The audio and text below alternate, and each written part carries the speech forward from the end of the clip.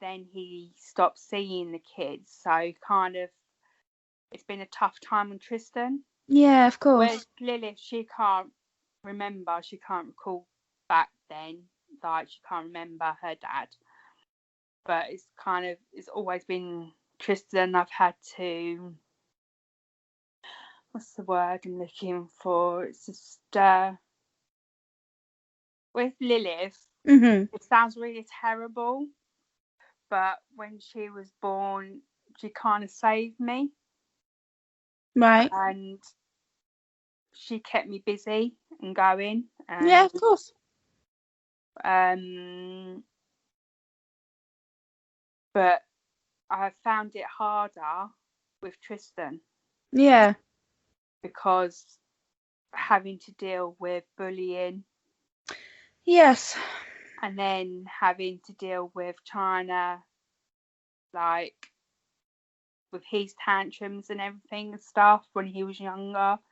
Um, Trying to cope with Lilith having appointments every day, leaving up the hospital and everything and that, and then like getting back to like trying to make sure he's not left out and everything and that, and trying to explain to him what's going on and stuff and all this and that.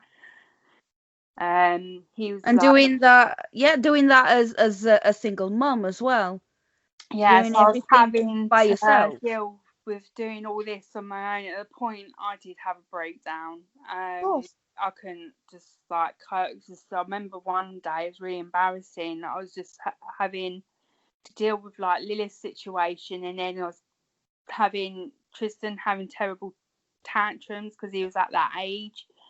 And I just remember going to his first school and that, and I was running late because he was having a tantrum. I'm dragging him along and I'm pushing him in the buggy. And at this point, I'm at breaking point, and the teacher comes towards me, and that's it. I just like, yeah, have him. I broke down.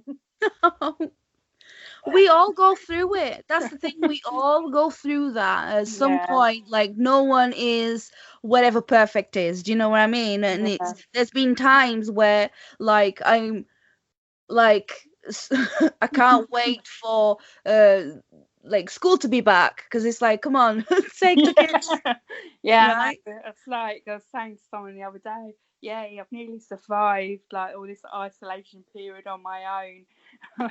I ain't murdered anyone.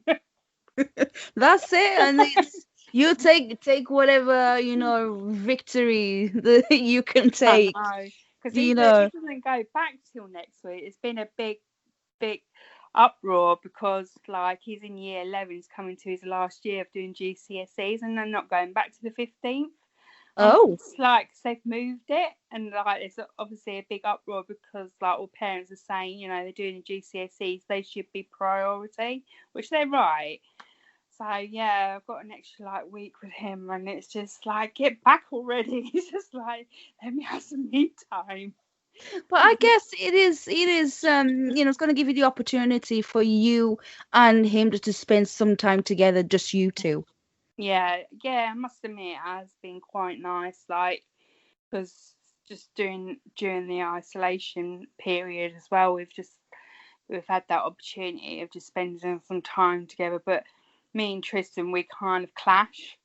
So Yeah. it's just like I get on his nerves, he gets on my nerves. But yeah, we do have that time together. I make sure we have that time together and always have done really because, you know, since he was young, I try and because like it's been difficult because the cinemas are not open, and because I started taking Tristan to the cinema just to have Hmm. me and him time at the cinema because Lilith gets quite scared of certain films and stuff. So it's just that opportunity to spend some time with Tristan.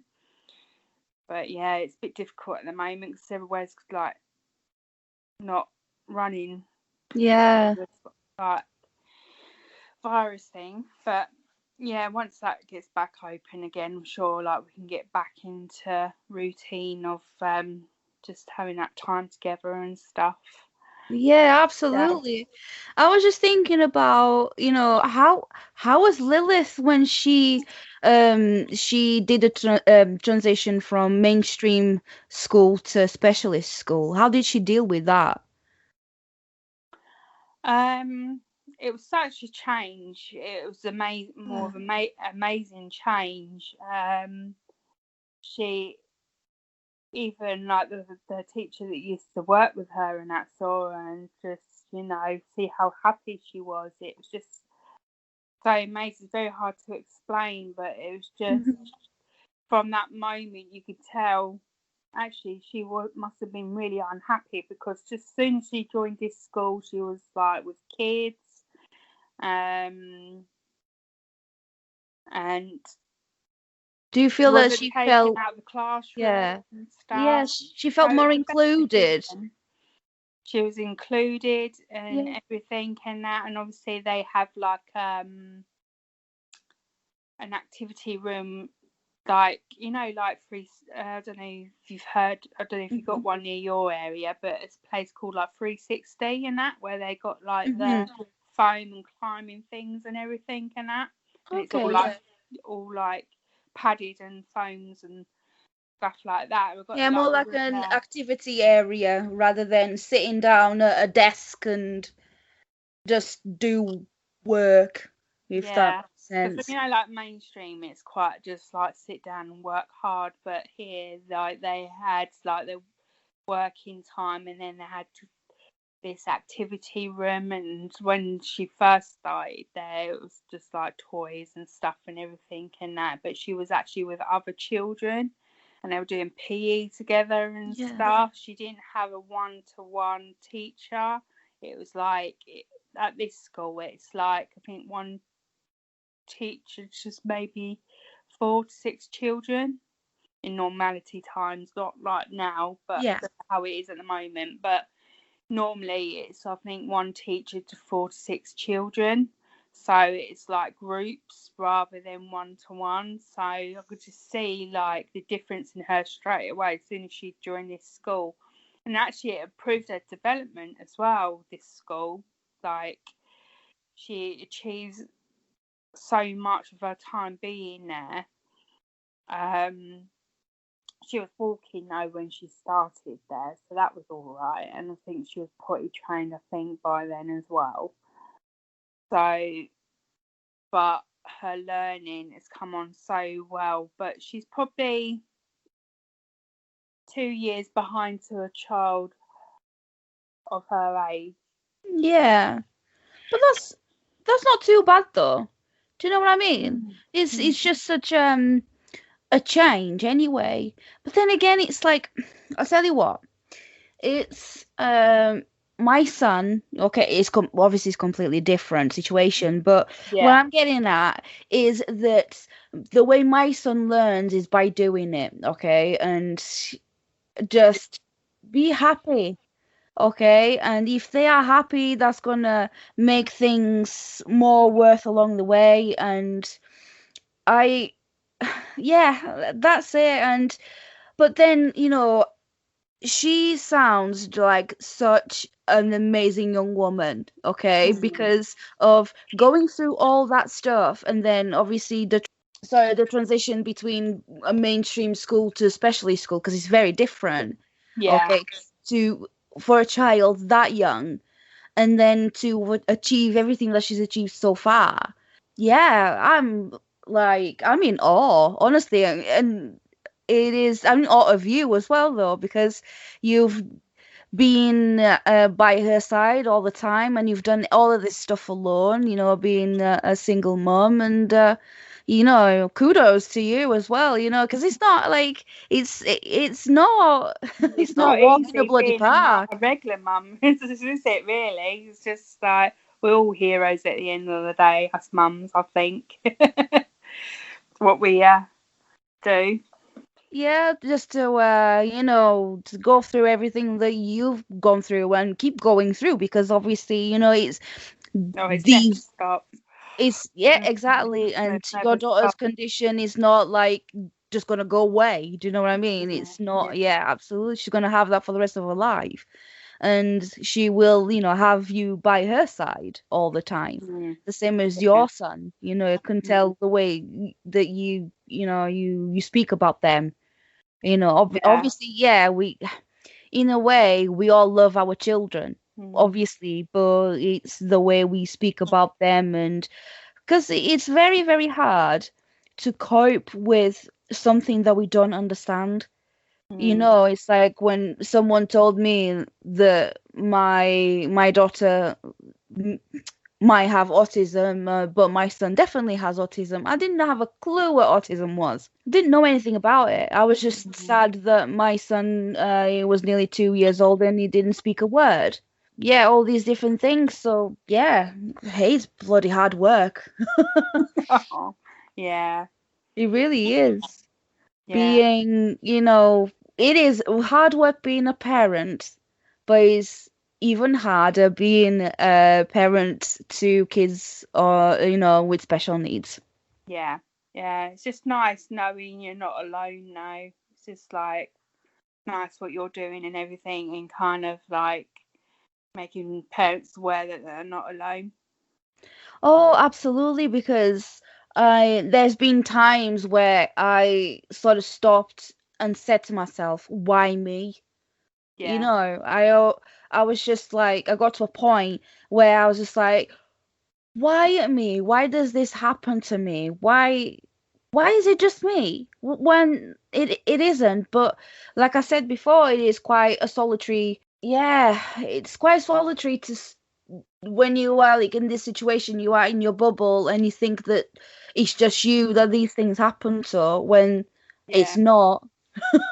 And it's nice to have conversations like this yeah, because it's difficult, it's difficult to say, oh, my child that I love, yeah, mm, has an illness or disorder or stuff that will never go away. yeah, And you deal with this 24/7. It's not like it's just, it's 5 p.m. It's like, oh, it's over now. My shift has ended. No, yeah, it carries on mm, 24/7 all the time yeah. because you just don't know what's going to happen.